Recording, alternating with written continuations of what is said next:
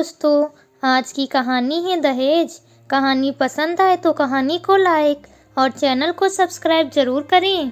सुमन जी ने देवर राजेश को चाय देते हुए पूछा, देवर जी आपने लेन देन की सारी बातें साफ साफ कर ली है ना लड़के वालों से? सुमन जी पीहू और रूही की विधवा माँ थी। सरकारी कार्यालय में लेखपाल का काम करने वाले पति रमेश का अचानक हार्ट अटैक की वजह से देहांत हो गया। उसके बाद नौकरी सुमन जी को मिल गई। देवर और देवरानी भाभी की एक आवाज में आज भी हाजिर हो जाते थे। बड़ी बेटी रूही के रिश्ते की बात पास के जिले के एक खाते पीते परिवार में चली थी।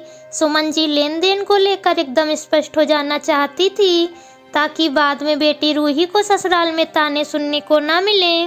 केवल राजेश ही दौड़ भाग वाला सारा काम देख रहे थे और अभी अभी लड़के वालों के यहाँ से बातचीत कर वापस लौटे थे। भाभी आप बिल्कुल चिंता मत कीजिए, काफी सभ्य और संस्कारी परिवार है। उन्होंने साफ साफ कहा है कि उन्हें दहेज नहीं चाहिए। उनकी बस इतनी सी मांग है कि बारात में आने वाले मेहमानों की अच्छी खातिरदारी हो। फिर भी देवर जी एक बार सारी बातें साफ हो जाए तो अच्छा होगा।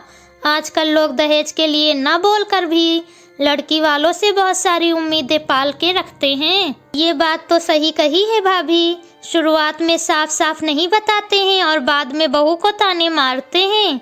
सुमन जी का मन मान नहीं रहा था।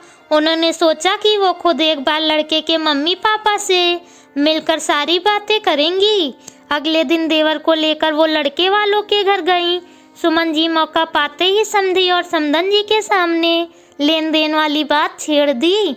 भाई साहब बेटी की माँ हूँ, रूही के पापा होते तो मुझे किसी बात की कोई चिंता नहीं रहती, पर अभी तो माँ बाप दोनों की जिम्मेदारियाँ हमें ही निभानी है।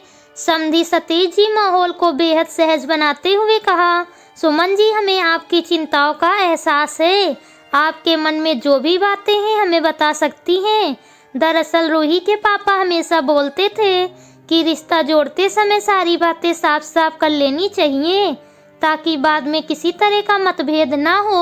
आप खुलकर बताइए हमें कि लेन देन को लेकर कैसी दुविधा है आपके मन में? जी बिल्कुल, अकेली होने के बावजूद मैंने दोनों बच्चों के लालन पालन और पढ़ाई लिखाई में कोई कमी नहीं होने दी।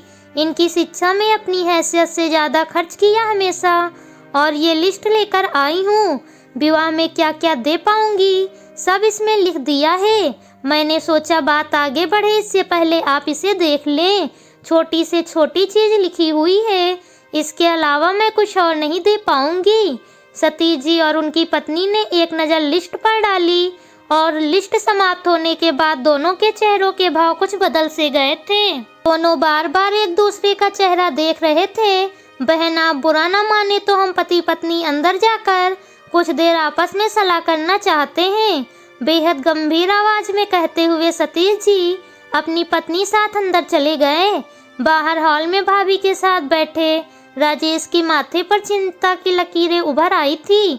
बार बार उसे लग रहा था कि शादी ब्याह के नाजुक मामलों में भाभी का इस तरह लिस्ट बनाकर ले आना उचित नहीं था। ऐसा न हो कि जरूरत से ज्यादा स्पष्टवादिता भारी पड़ जाए और इतना अच्छा रिश्ता हाथ से निकल जाए।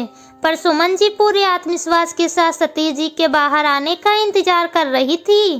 थोड़ी देर में सतीश जी पत्नी के साथ बाहर आए। कुछ देर एकदम चुप्पी छाई रही।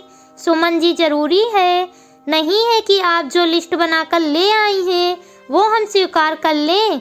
आखिर हमारी भी अपने भावनाएं और उम्मीदें हैं। जी जरूर, आप बताएं, मेरी हैसियत में होगा तो पीछे नहीं हटूंगी।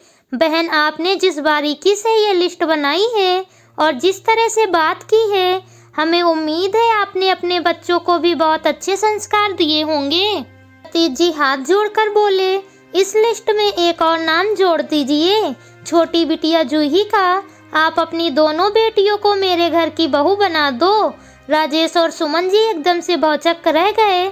सतीश जी ने कहा, मेरे घर में किसी चीज की कमी नहीं है, बस आपकी बेटियों जैसी स्पष्टता के साथ बात करने वाली बहुएं मिल जाएं, तो हमारा परिवार माला माल हो जाए। सुमन जी को पता था कि छोटा बेटा तो बड़े बेटे से भी ज्यादा स्मार्ट और होशियार है।